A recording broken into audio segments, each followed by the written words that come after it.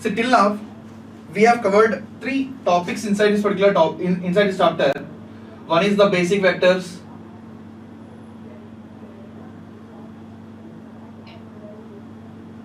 Coordinate systems. And the third one is vector calculus. The third part is important in the examination point of view, and the knowledge of coordinate systems will be used. Okay, so in the same way, basics of vectors is something which is very basic knowledge about the concept of vectors. Even though the questions may not be directly asked from the basics of vectors, but this knowledge of the basics of vectors will be quite useful for us once we move into the electric fields and the magnetic fields. And now let us see how the gate questions have been asked from this particular. Let us be a little bit fast in noting down these things. Okay, even if I'm okay, if you people request you to solve, request to share the PPT which is available here, I can do that. But what is required here is that we have to solve as many number of problems as possible. For which I request you that if at all there are bigger questions, big questions, please don't copy everything. You can directly start solving it. If you want the questions for it, I will be giving you the questions. The closed line integral of A dot dl is equal to dash. Okay, here ds is given. Now from the concept of the Stokes theorem, what we know? This will be the surface integral of del cross A dot ds. Del cross A dot ds. This is nothing but the application of the Stokes theorem.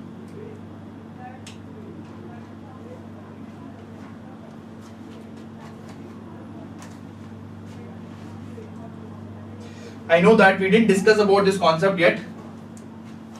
Del cross H is equal to J plus dou D by dou T. First thing that I want you to know is that this is nothing but a very famous Maxwell's equation, Maxwell's fourth equation. Okay. So whether it is going to match with Ampere's law, Gauss law, Faraday's law, Coulomb's law, any idea about it? Doesn't matter whether you are knowing it or not, because we will anyway learn about this particular concept. But yes, very good. This is nothing but the Ampere's law. This is nothing but Ampere's law. In fact, I could say that this is nothing but modified Ampere's law. Modified Ampere's law, which we will be learning in the future lectures. See, what is del? Del will be having something like the components of dou by dou x, dou by dou y, dou by dou z. It means that del is having the unit of 1 by meter, because the x component is in the denominator. So it's going to be something like 1 by meter. And H is going to have a unit of ampere per meter, as we have discussed in the earlier class. Right, so here you are going to have ampere per meter multiplied by 1 by meter. The result unit is going to be ampere per meter square. Very good. So the answer here is option C. Now this was the question which has been asked in 2006 about the vectors only. So we should be knowing this formula, A cross B cross C. So A cross B cross C, anyone can recollect what we have learned? Of course we didn't learn in engineering mathematics, but probably we might have learned in 10th mathematics or 11th mathematics or 12th mathematics. A cross B cross C. It is A dot C B. So if I write A bar, B bar, C bar, A bar dot C bar, B bar minus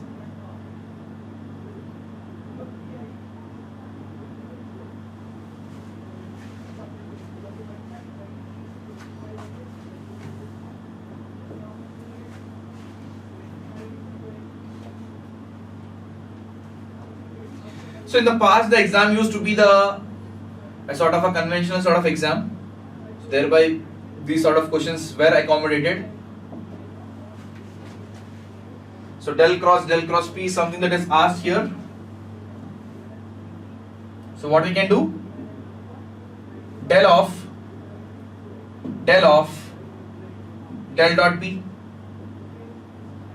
So whether I am writing here or here doesn't matter. Del dot P minus A dot B, del dot del.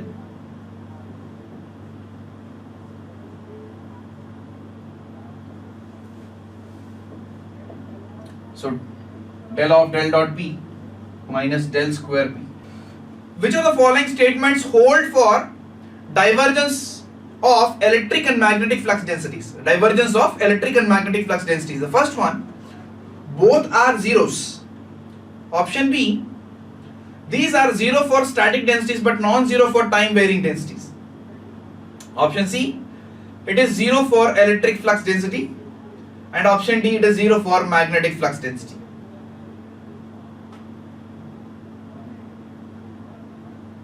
Right? We know that the electric field's nature is nothing but divergent in nature, right? Whereas magnetic field will have always, doesn't matter whether it's static or dynamic, doesn't matter, always the divergence of the magnetic field will be equal to zero.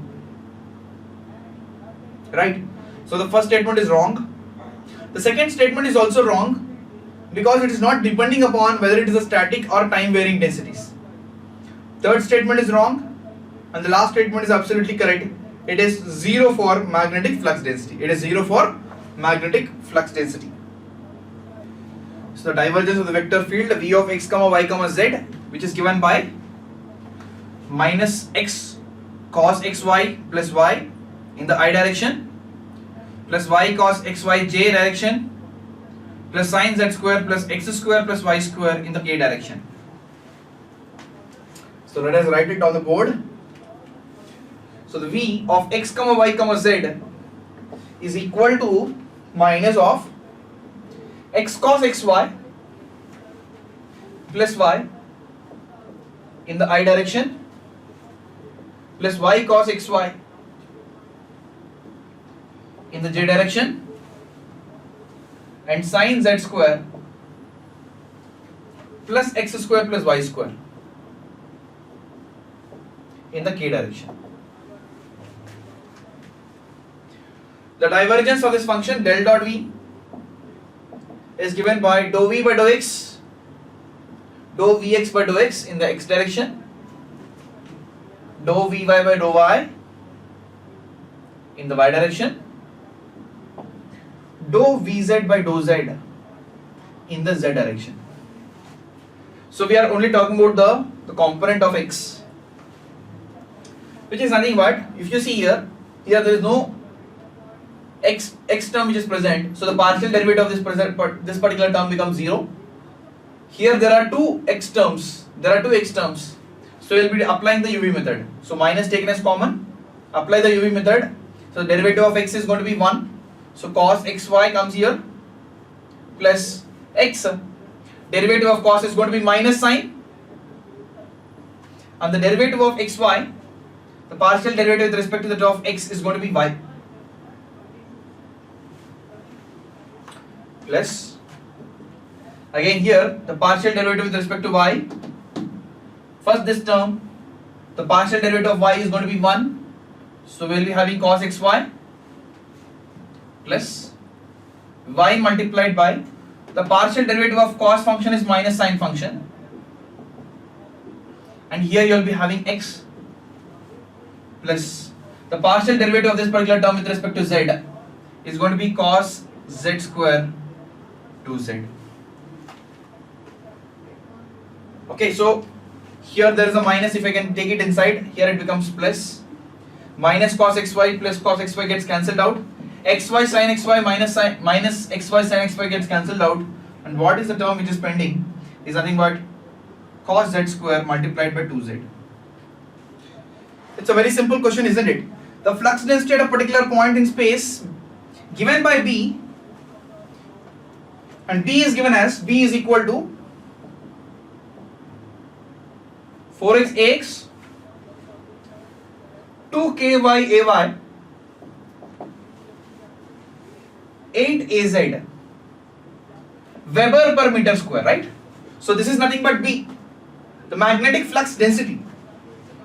Now what we know, the nature of the magnetic field is nothing but it's going to be non-divergent in nature.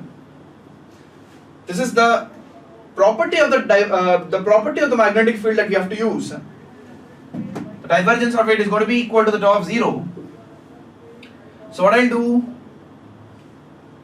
with respect to x, if I do the partial derivative, it is going to be 4, plus with respect to y, if I do the partial derivative, it is going to be 2k. With respect to z, it is going to be 0. So the value of k is going to be equal to -2. The value of k is equal to -2. Right? So option A is the correct answer. Yes, this is nothing but the Maxwell's fourth equation. So Maxwell's fourth equation in integral form is given by the closed line integral of h dot dl is equal to the surface integral of j plus dou d pi dou t dot ds. The closed loop line integral can be expressed as, right, we know that from Stokes theorem the closed line integral can be expressed as open surface integral.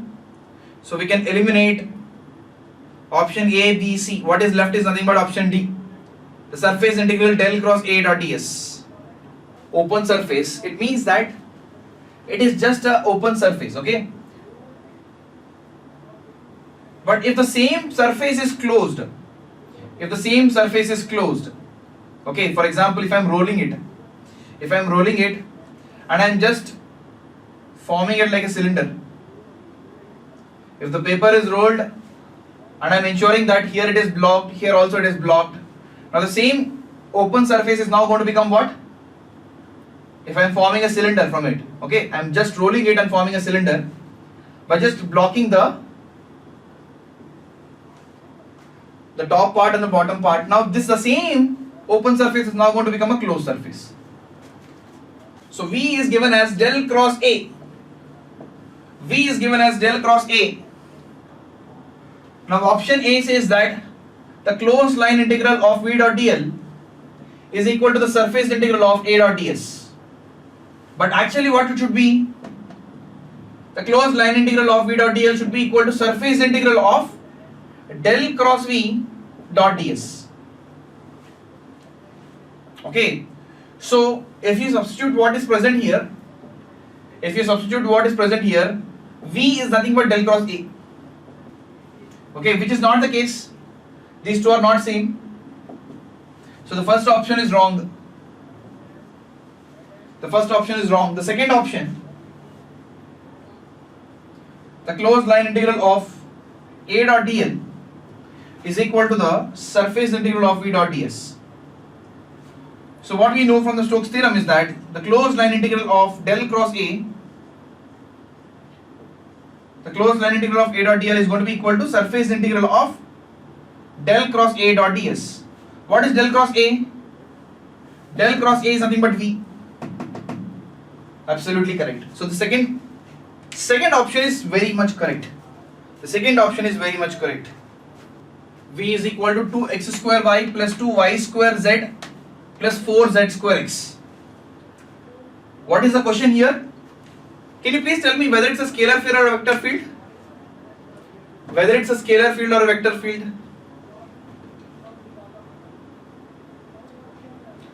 This is clearly mentioned as a scalar field, right?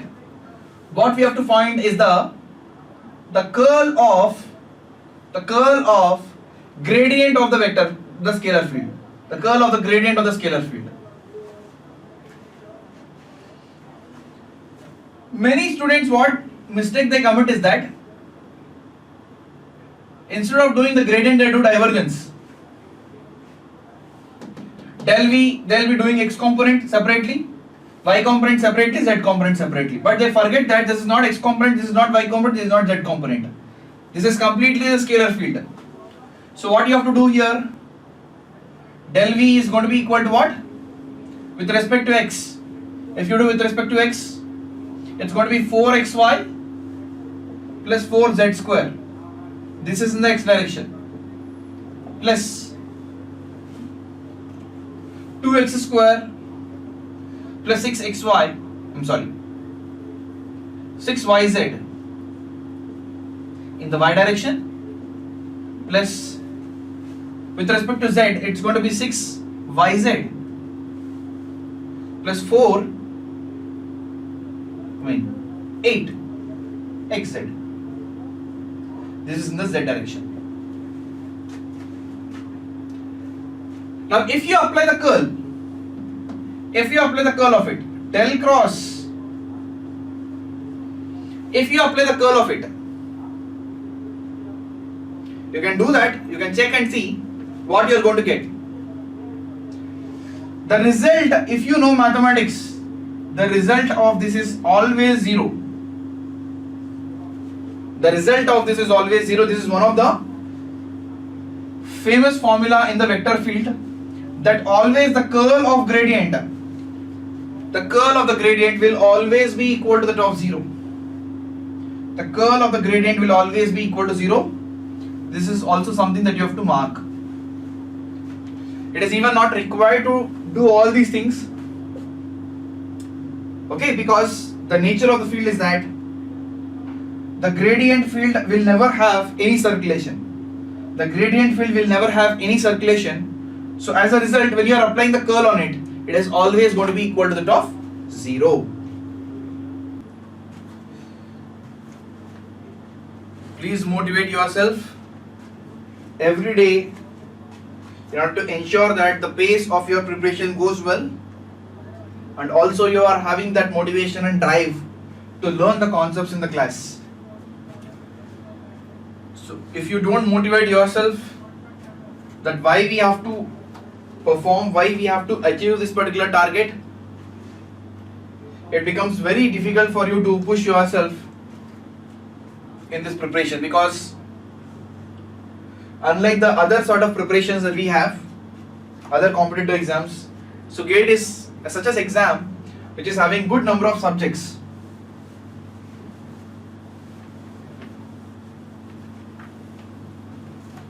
So to attain confidence and to have that ability to perform very well in the GATE examination, a very good amount of hard work is required. Okay, only if you are able to do that hard work with a very good practice and revision, then only it becomes easy for you to do very well in the GATE examination. So please don't forget that. Ensure that you are attentive in the class and ensure that you are turning out for each and every class. If there is any urgency, it's fine, but otherwise ensure that you are coming to each and every class. Okay, so the advantage that you have might become a disadvantage, right? So the advantage that you have is that you can also watch these lectures offline later on. But this also becomes a disadvantage if you think that, okay, I'll not attend today, I will attend later on. Okay, so this particular habit, if it becomes a habit that to just postpone it to a future dates, then you will be ended up with a situation where there are very less number of days, but there is a huge amount of concept to cover. Okay, so ensure that every day you come with an intention to learn the concepts and also see how the GATE problems are asked. Go home and do a very good revision, solve problems, and especially those problems which have been asked in the last 10 years. Very, very important. Once you are doing this, you are in the right track. But if you are not able to get sufficient amount of time which is required for the revision, for the preparation, it becomes very difficult for you to perform very well in the GATE examination and to handle all these subjects. Okay, once you are able to do that investment of 3 hours every day and ensure that you are also doing the revision of the previously completed subjects, that is very, very important part, right? That we should never lose touch of the previously completed subject. That is why I always recommend students to write the short notes. Okay, notes which is very small, very short, which contains all the important formulas, all the important note points that we discuss in the class, so that every day in the morning, if you are able to see that particular notes, you will get that clarity and confidence regarding the formulas and the very important note points that we learn in each and every subject. So don't expect that someone will come to push you, okay, to wake you up, right, to motivate you. That motivation has to come from inside. If that is there, then you will definitely achieve this target. But if that motivation is not there, then it becomes very difficult for you to do well in the, of course, in the class and of course in the GATE examination. So ensure that you are pushing yourself and you're motivating yourself to do very well in the class. Okay, to be engaged in the class, to solve the problems that are given in the class. Okay, I think today there is a cricket match, right? And I'm sure that some of the students will also open another tab to watch cricket match parallelly. Okay, so parallel processing is something that should be done only in the case of emergency, not every time. Okay, so when you are in the class, be very attentive and utilize the time that the faculty is spending with you, and if possible try to ask as many number of questions that you have, as many number of doubts you have regarding the strategy, please discuss, so that you have that confidence that someone is there to help you, right? So let us solve this problem.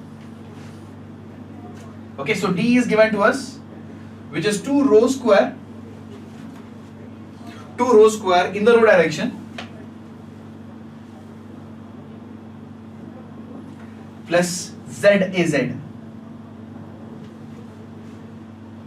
So we are applying the surface integral, the closed surface integral D dot ds is nothing but the volume integral del dot D. So first of all, let us apply the divergence. Del dot D, if you remember the formula, 1 by h1, h2, h3. So h1 is 1, h2 is rho, h3 is 1 again. So it becomes 1 by rho, dou by dou rho of h2, h3. So rho into 1. And the rho component of it, the rho component is nothing but 2 rho square. Anyway, the phi component is not there, so we don't bother about phi component. The third component is the z component. h1, h2. h1, h2, rho is there. Okay, h1 is 1, h2 is equal to rho, and the z component, which is z itself. So it is 1 by rho, 2 rho cube is going to become 6 rho square over here, and here it is going to be rho itself. So the result is going to be 6 rho plus 1. The result is going to be 6 rho plus 1.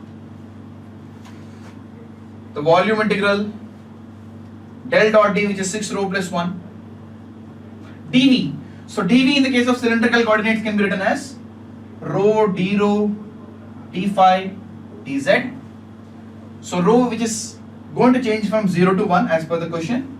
Phi, of course, in the cylindrical system will change from 0 to 2 pi, and z is given that it is changing from 0 to 5. So 6 rho square plus rho, the integral of it is going to be 6 rho square plus rho, 6 rho cube by 3, plus rho's integration is going to be rho square by 2, and you're having 0 to 1, and phi's integration is going to become 2 pi, z's integration is going to become 5.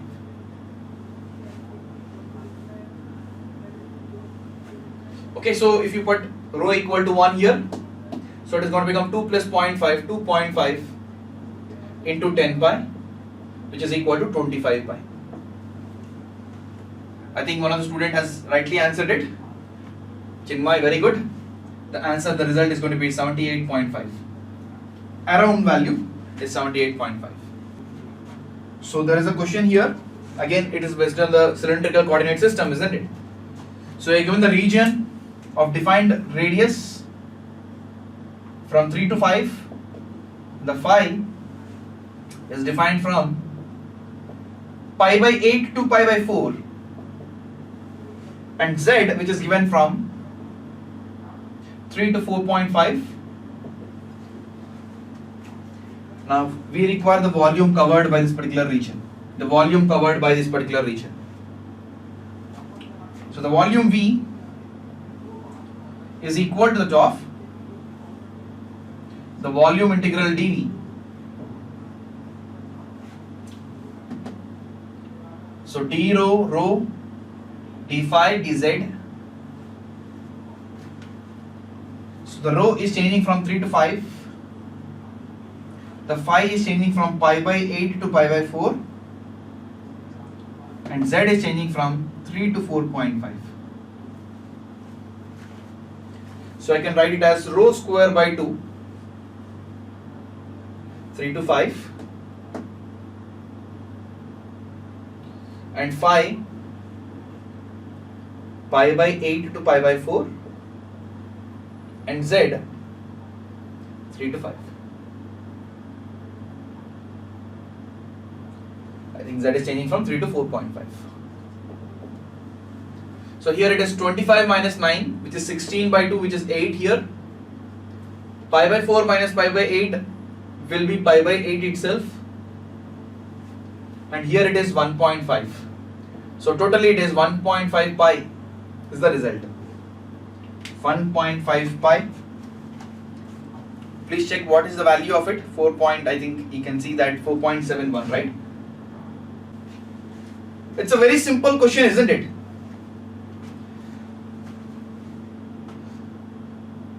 The following four vector fields are given in Cartesian coordinate system. The vector field which does not satisfy the property of magnetic flux density. The vector field which does not satisfy the property of magnetic flux density. So what we know about the magnetic flux? I'm sorry for that. Okay, so let me repeat once again. So the question here is that the following four vector fields are given in Cartesian coordinate system. The vector field which does not satisfy the property of magnetic flux density is. So here the question is about the property of the magnetic flux density, and what we know is that the divergence of the magnetic flux density is going to be equal to 0. The divergence of the magnetic flux density is going to be equal to that of 0. Now please check the divergence of it. There is only one vector which is going to satisfy, which is not going to satisfy, right? Which is not going to satisfy. Which is option C. Because in option A, option B and option D, the divergence becomes equal to 0. So what is left is nothing but option C. 2x ax, 2y ay, 2z az. Okay. You might say that, sir, at x equal to y equal to z equal to 0, even this becomes 0, but only at that point, right? Only at that point, and the remaining points it is non-zero. Okay, so therefore the answer is option C.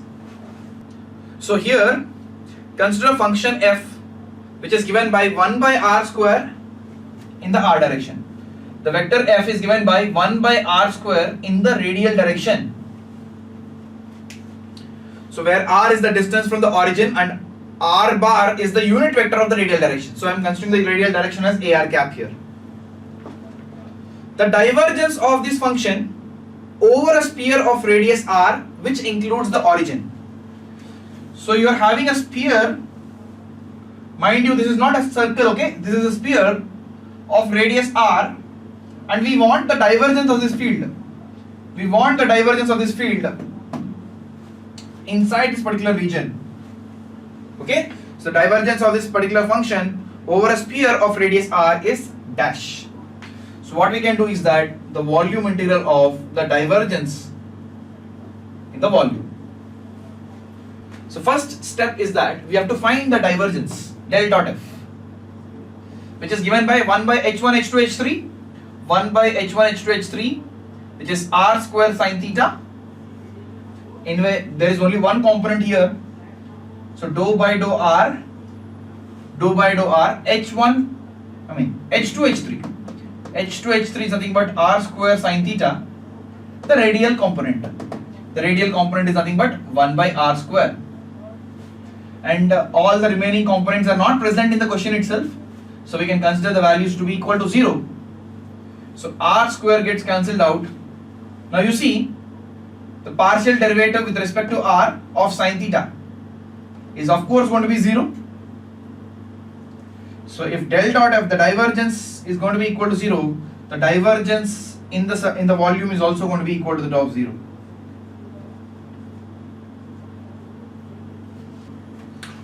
So with this we complete the first chapter, which is basics of EMT, and these are really basics for this particular subject.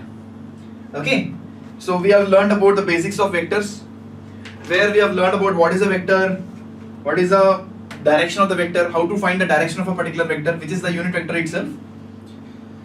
And we have seen about the simple things, how to do the vector addition, how to find the resultant, vector subtraction, vector multiplication. We have two types of products, we have seen that, a dot product and cross product. We have, more importantly, we have learned about the position vector and the distance vector, which you can see that as the electrostatics is going to start, we will be learning about, you will be applying the concept of the distance vector and the position vector, very important. And we have also learned about the coordinate systems, even though the coordinate systems is not important in the examination point of view. Okay, we don't see any great importance for the coordinate systems, but this particular subject requires the knowledge of the coordinate systems, which are Cartesian coordinate system, the cylindrical coordinate system, and the spherical coordinate system. So all these three coordinate systems are applicable when you go into the different chapters. Okay, so we should know about all these three coordinate systems, what is the relation that one coordinate system is going to have with the other. This knowledge is helpful for us. And then we started discussing about the vector calculus part. So in the case of the vector calculus, we have discussed about some very important topics: gradient, divergence, curl, Stokes theorem, and Gauss divergence theorem, or divergence theorem itself. So in which we have found that in the examination point of view, divergence has a very great importance. Divergence is very important, and so is the concept of Stokes theorem. We have seen that in many of the questions we have applied the concept, we have either direct question has been asked from Stokes theorem, or the application of the Stokes theorem, and of course on the divergence theorem also. So we can see the examination point, what are the important things, especially divergence, the Stokes theorem are very important in the examination point of view, and the basic knowledge which is required for the coordinates, the coordinate systems that we have discussed. So these are the things that we have discussed in the class. See, we didn't go in depth into any of the topics, whether it's the coordinate systems, whether it is the basics of vectors, whether it is vector calculus. We didn't go in depth because that much depth is not required for this particular subject. We should know how to apply these particular tools once the electromagnetic theory is going to start. And last but not least, the most important part we have covered is the Maxwell's equations. Maxwell's first equation, Maxwell's second equation, third equation, fourth equation. But we didn't understand yet what are these four Maxwell's equations that we will be learning in the chapters to start. So after completing this particular chapter, we will move into the electrostatics. So we are in a position to move into the electrostatics part. So there is a question regarding the Green's theorem. So Green's theorem and Stokes theorem are not different. Okay, if you see the two-dimensional aspect of the Green's theorem, the two-dimensional aspect of the Stokes theorem, that is nothing but the Green's theorem. Okay, so what Green's theorem says, that if you are having a closed contour, and you are finding m dx plus n dy, this is what is there, right? Dx dy, is given by what? The surface integral of dou n by dou y, dou n by dou x minus dou m by dou y.